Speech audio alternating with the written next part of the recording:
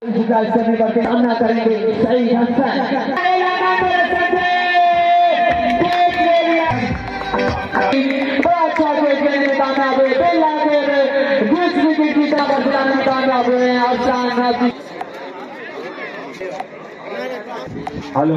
कहानी में ये उसके लिए की टीम अभी तक सर्कल का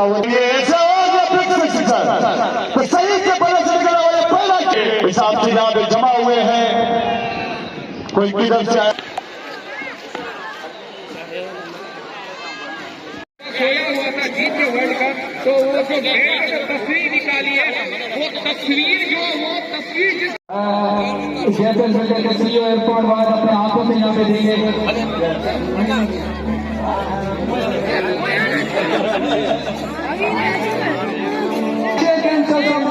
अपना हाथ जाने और ये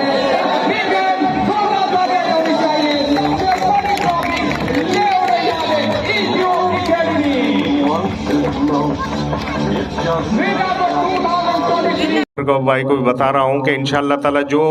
जीएफएस से कॉपरेशन होगी इंटरनेशनल प्लेयर्स के हवाले से हम इंशाल्लाह यहाँ लेकर ज़रूर आएंगे। या कोशिश करूँगा, शाहिद भाई तो अब सेलेक्टर हो गए, नहीं तो ज़रूर उनको ले आते। यूनुस खान मेहमानों का दिल से अपने इदारे एमसीडी की तरफ से मैं खुशामदीद कहता हूँ और उनका शुक्र